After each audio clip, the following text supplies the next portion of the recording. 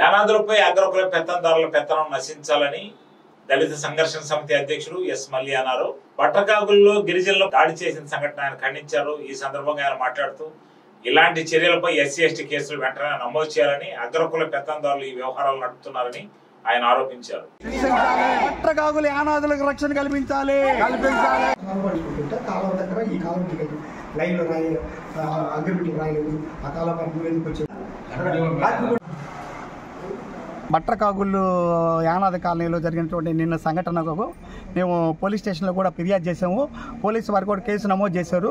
అయితే పోలీసు వాళ్ళు కేసు నమోదు చేసిన తర్వాత ఎక్కడి నుంచో ఫోన్ వచ్చిందని చెప్పి ఇద్దరు తీసుకుపోయి పోలీస్ స్టేషన్లో కూర్చోబెడుతున్నారు సార్. ఇది చాలా అన్యాయం. ఎందుకంటే ఇద్దరి మీద కేసులు పెట్టడం అనేది అంటే ఇప్పుడు తగ్గించుకున్న వాళ్ళు, కొట్టించుకున్న వాళ్ళు, బలహీన వర్గాల వాళ్ళు, పెద్దవాళ్ళు అందరూ కూడా అందరి మీద కేసులు పెట్టడం అనేది చాలా అన్యాయం. ఎందుకంటే చట్టం పరిశీలించాలి. ఎవరి మీద కేసు పెట్టారా, ఎవరి మీద పెట్టారా, ఎవరు కొట్టారా, ఎవరు అనేది ఒక విచారించాలి. కానీ అందరూ తీసుకుపోయి పోలీస్ స్టేషన్ కేసు పెట్టారు. రే నువ్వు కూడా వెళ్ళు, నిన్ను కూడా మీద కేసు పెడతాము అంటే దెబ్బలు తిన్నా రక్తగాయాలతో పోతే మమ్మల్ని కూడా కూర్చోబెట్టడం పోలీస్ స్టేషన్లో. అంటే చట్టం అనేది పెద్దోళ్ళకి ఒక చట్టం, డబ్బున్నోడికి ఒక చట్టం, యానాదులకు ఒక చట్టం అయిపోయింది. ప్రతి చోట ఇదే జరుగుతుంది సార్. ఇది చాలా దుర్మార్గమైన విషయం.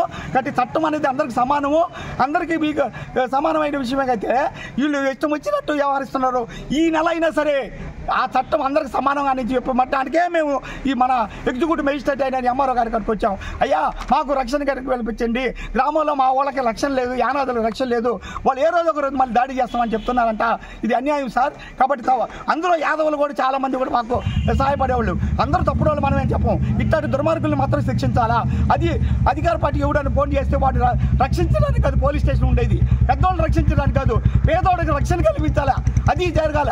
అది జరగకుండా పోలీస్ స్టేషన్లో అందరినీ కొట్టిన వాళ్ళందరూ లోపలేసేది, అందరు భయంభరాంజలు చేసేది, అందరి మీద కేసులు పెట్టేది, అసలు తన్నించుకున్న వాళ్ళు, దెబ్బలు తగిన వాళ్ళు వాళ్ళిటి పోవాలి సార్.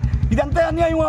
కాబట్టి పోలీసు వాళ్ళు ఇది ఇప్పటి వరకైనా న్యాయం చేయాలా. ఒక్క నెలన్నా ఇప్పుడు డిఎస్పీ గారికి, ఎస్పీ దృష్టికి తీసుకెళ్తాం. మాకు న్యాయం జరిగేంత వరకు పోరాడతాం సార్. పట్టకాగుల్లో గిరిజన కాలనీకి చెందినటువంటి సేవూరు రామయ్య కుమారుడు సురేష్ 2 ఎకరాల పొలం ఉంది.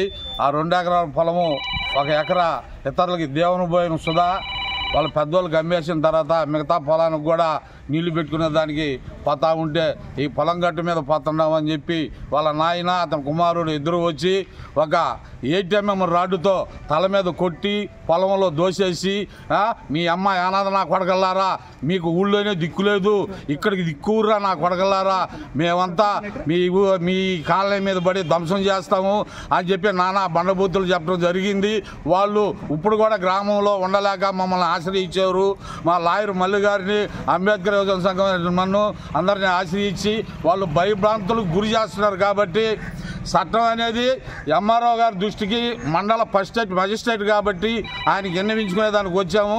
కావున ఆయన కూడా మాకు న్యాయం చేసి ఫర్దర్ పోలీస్ స్టేషన్లో కూడా రాత్రి కంప్లైంట్ ఇవ్వడం జరిగింది. దాన్ని ఎస్సీ ఎస్టీ కేసు నమోదు చేయాలని మేము డిమాండ్ చేస్తున్నాం. నాకు 1 ఎకరా పొలం ఉంటే ఆ పొలం నేను నా ఇబ్బందుల కొద్దీ ఏదో అమ్మాను సార్. అమ్ముకొని ఉంటే నా పరవ భూమి మా అమ్మ పేరు మీద ఇంకో 1 ఎకరా ఉంది. దానికోసం నేను ఏదో నా పొలంలోకి నీళ్ళు ఇవ్వడానికి పోతా ఉన్నాను. అతను అమ్మాను కదా, అతను నా మీద దాడి చేయగా నాకు వాళ్ళు ఇద్దరు వాళ్ళ నాన్న అమ్మాం కదా, దేవన పోయిన సుధయ్య అనే అతను, వాళ్ళ అబ్బాయి మహేష్ ఇద్దరు నా మీద దాడి చేశారు సార్.